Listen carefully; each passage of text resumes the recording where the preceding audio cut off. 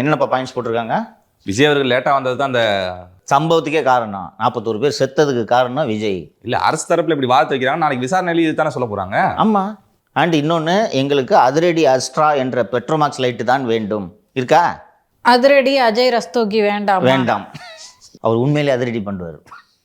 எவ்வளவு மக்கள் வரி பணத்தை வீணடிக்கிறார்கள். இந்த ஏரியாவில் யாருக்கும் ஃபோக்கஸ் பண்ணி பேசுறது இல்லை. எல்லா கேஸுக்கும் சித்தார்த் லூத்ரா, முகுல் ரோஹத்கி, வேற வக்கீலே கிடையாதுப்பா. அப்படி பார்த்தா இது ஒரு நல்ல ஸ்டோரி சார். யாராவது ஆர்டிஐ போட்டு ஒரு ஸ்டோரியா கேரி பண்ணலாம். அவ்வளோ சேனல்கள் இருக்கு. கொடுக்க மாட்டாங்க ஆர்டிஐல தகவல். கரூர் சம்பவத்தை சிபிஐக்கு மாற்றினது சார் மாநில சுயாட்சிக்கு எதிரானதான் சார். எப்படி பார்த்து சுயாட்சிக்கு எதிரானது? மாநில உரிமைகளை பறிக்குதுன்றதை நான் மறுக்கலை. சரியா? மாநிலத்தில் ஒரு காவல்துறை இருக்கும்போது மாநில உரிமைகள் பறிக்கப்படுகுதுன்றதை நானும் ஒத்துக்கிறேன். அதாவது நீங்கள் ஸ்டேட் போலீஸை நம்பலன்ட்டு. ஸ்டேட் போலீஸ் எப்படியா நம்புறது? இன்னைக்கு சிபிஐ தான் விசாரிக்குது. ஆனந்த் அரெஸ்ட் பண்ணி விசாரிச்சாங்க, மதிய எடுக்கிற கஸ்டடியில் எடுத்தா விசாரிச்சாங்க. அது மட்டும் இல்ல, காவல்துறை சரியான பாதுகாப்பு கொடுக்கலன்னு குற்றச்சாட்டே ஸ்டேட் மேல தான் வைக்கிறாங்க. ஆமா. அப்ப எப்படி ஸ்டேட் விசாரிக்க முடியும்? ஜோஸ் தங்காவையும் டவுன் டிஎஸ்பி செல்வராஜையும் அக்யூஸ்ட் ஆகுனது இல்லை. அப்ப நீங்களே எப்படி விசாரிப்பீங்க? எஃப்ஐஆர் எப்படி போட்டாங்கன்றதான் நம்ம பார்த்தோம்ல.